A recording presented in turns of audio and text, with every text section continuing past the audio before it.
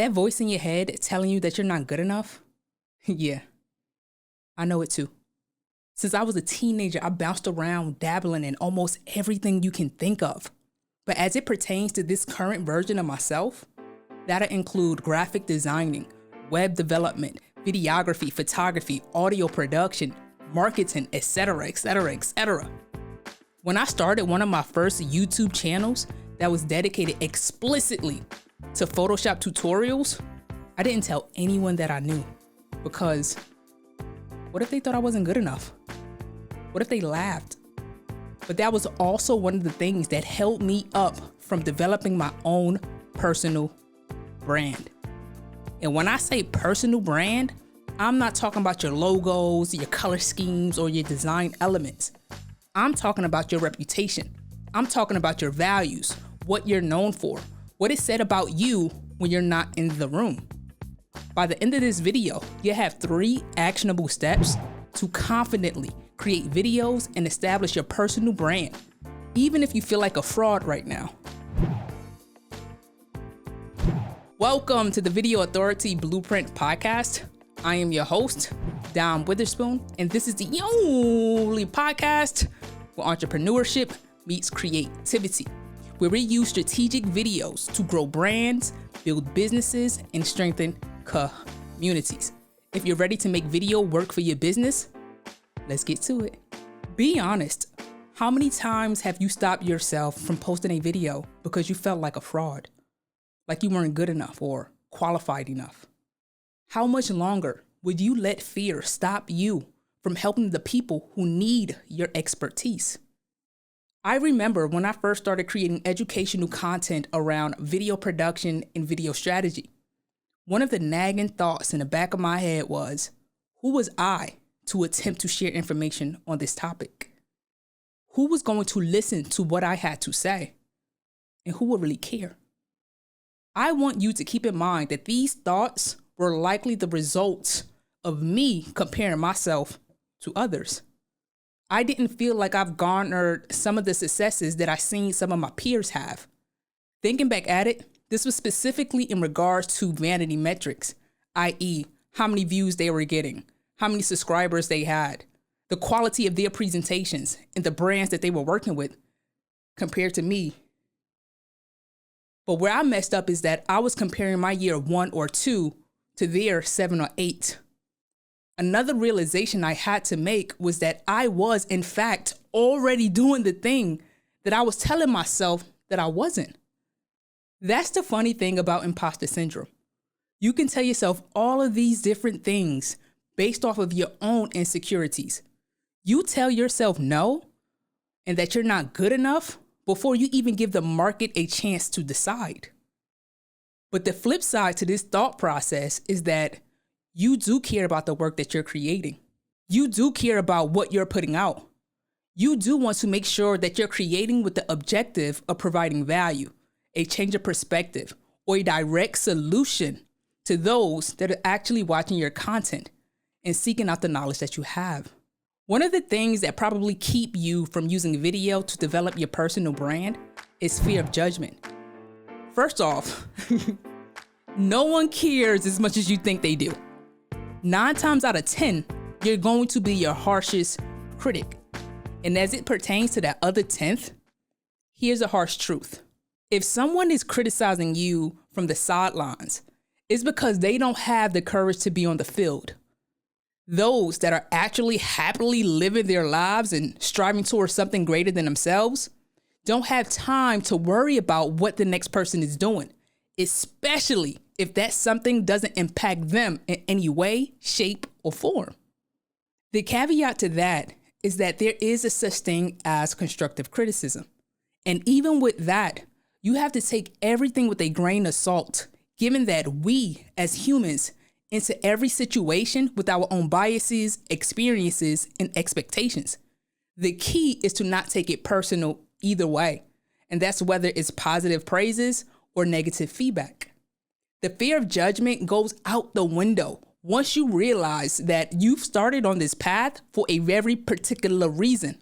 And as cliche as it may sound, you are not to lose sight of your why. Because once you do, you leave yourself vulnerable to the judgment of others. With that being said, keep sight of your bigger picture goals. Don't take the naysayers' opinions as fact and stay true to your beliefs and your values. The next part is something every entrepreneur struggling with imposter syndrome needs to hear. So if you know someone who needs this, send it to them right now. The second way I want to challenge you to overcome imposter syndrome so that you can begin building your personal brand is to start before you're ready. If you wait until you feel ready to begin creating, you will never start.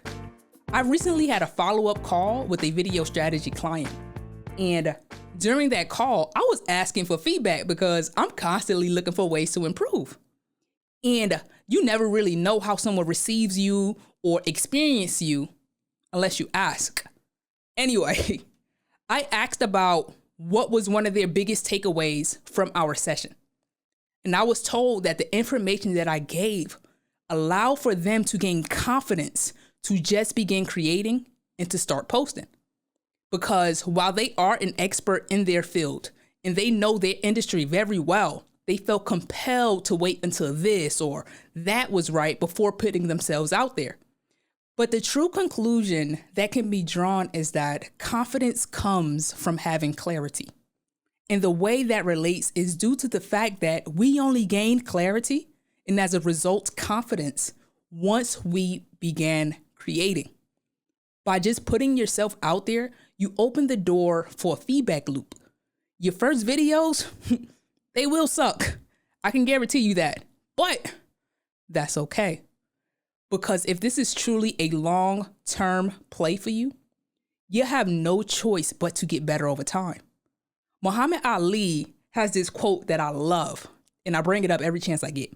He said, "The man who views the world at 50, the same as he did at 20, has wasted 30 years of his life." Your next video doesn't have to be perfect. It just has to exist. That's it. Hit record and get your first rep in. And once you do, you're going to naturally have your own thoughts and opinions on what you could have done better or what you could have done differently. You get to see how it's received by your audience, and you get some questions from your audience, all of which will lead to you seeing what's actually working instead of theoretically thinking about what could possibly work. But you never get to that point if you keep your knowledge inside of your head or retained on a hard drive. Creating before you're ready ensures that you put yourself in position to grow your personal brand, your audience, and your business all alongside one another. A year from now, you're either going to wish that you started today or you're going to be grateful that you did. Grab my free guide at thisisdyme.com/resources and start today. If you made it this far, then that means that you understand that you need to get over fear of judgment. And you're also prepared to begin before you're ready. That's excellent progress for someone that is dead set on using strategic video to grow their personal brand.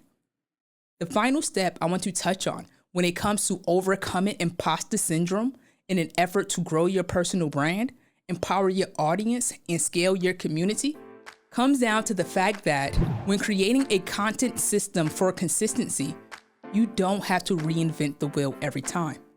Here's one of the secrets that I've learned over my many years of creating video content.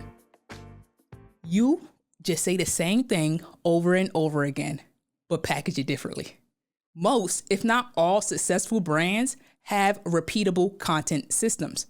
Check on YouTube right now, but after you finish watching this video or streaming this, depending on how you're consuming, and I'm willing to bet actual money, but from your bank account, that you will see successful creators and even some rising stars reusing the same thumbnail types or title structure or even hook styles.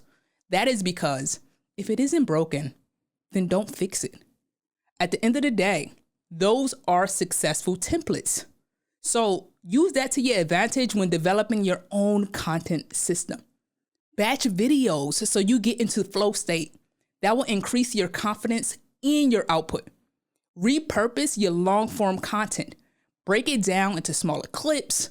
Take the same message and release it as a text post or as a carousel post. For example, this video will be broken into 3 Instagram reels, 2 LinkedIn posts, and 1 email. So make sure you join my resource list. However, I do want to caution you against batching a pack of trash. Now, this is not to discourage you at all. I mention this to my video strategy clients as well, just so that you're aware, because I know you would hate to create 12 videos and none of them work, because you've not given yourself enough time to assess and pivot, enhance, or double down on the right things.